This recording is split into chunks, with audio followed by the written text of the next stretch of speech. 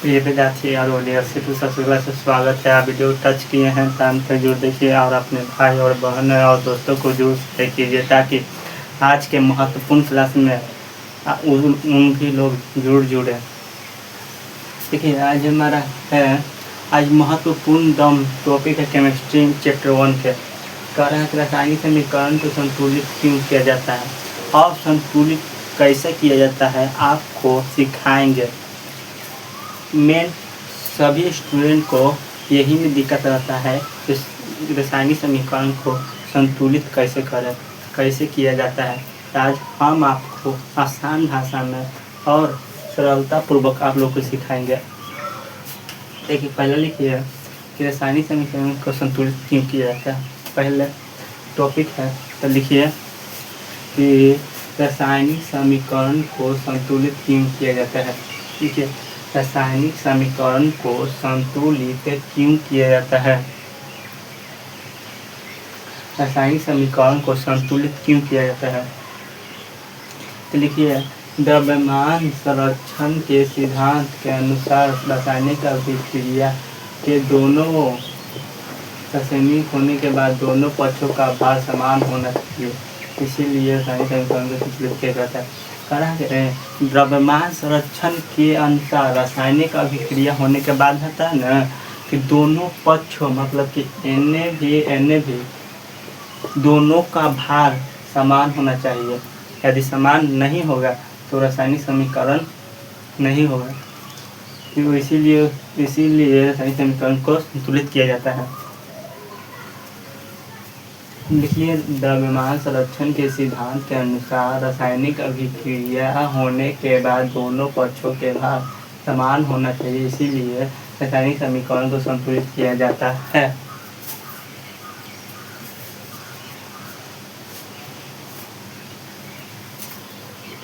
देखिए इसलिए रासायनिक समीकरण को संतुलित किया जाता है। आप लोग लिख लिए होंगे। पहले देखिए दूसरा टॉपिक रासायनिक समीकरण को संतुलित करना सीखें। यही मेन टॉपिक है कि रासायनिक समीकरण को संतुलित कैसे किया जाता है। आइए हम समझाते हैं। देखिए एक समीकरण है जो कि संतुलित नहीं है, तो आपको संतुलित करना सीखना है तो सीखिए। आइए देखिए बताते हैं। देखिए पहले ये पार्टी देखना है Mg, देखिए Na1 रहता है, यहाँ Mg1 है, ऑक्सीजन 2 है, एक Mg1 है ऑक्सीजन 2 है। देखिए यहाँ Mg1 है ऑक्सीजन 1 है। बताओ दोनों पक्षों तत्वों के समान है। यहाँ Mg1 है, यहाँ ऑक्सीजन 2 है, यहाँ Mg1 है ऑक्सीजन भी 1 है। तो हमको दोनों तरफ देखिए पहले दिया हुआ है यहाँ ऑक्सीजन 2, तो हमको ऑक्सीजन यहाँ एक पार्टी 2 बनाने पड़ेगा ताकि यहाँ एक पार्टी ऑक्सीजन 2 को दिया हुआ है। तो इसके लिए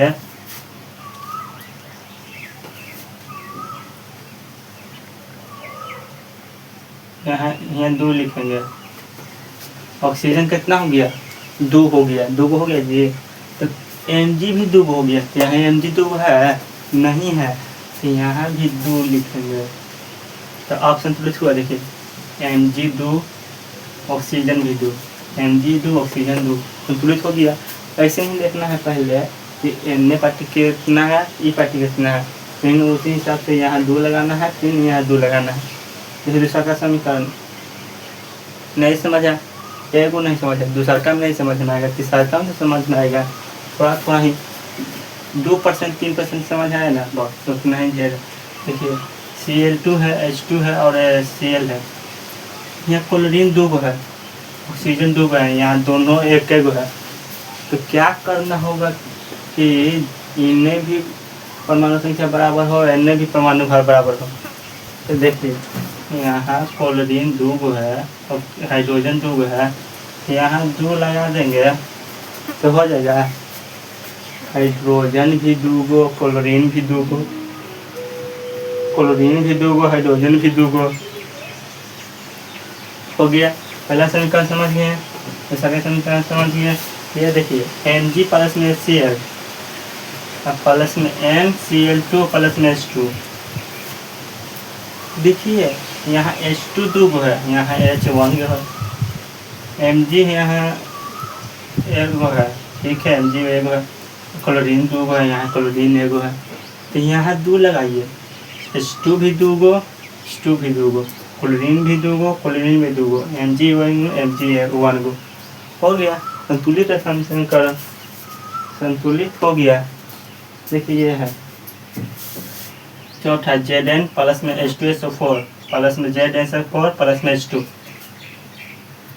देखिए H2 यहाँ है, H2 यहाँ है, SO4 है, Zn एगो है, SO4 एगो है, संतुलित है, संतुलित।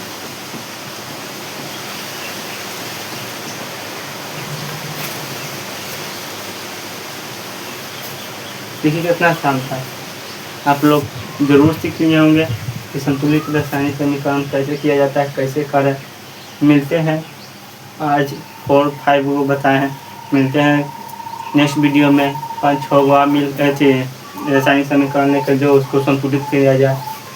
तो आज के लिए इतना ही। वीडियो अच्छा लगेगा हो तो कमेंट या सब्सक्राइब और लाइक शेयर जरूर कीजिए। आज के धन्यवाद।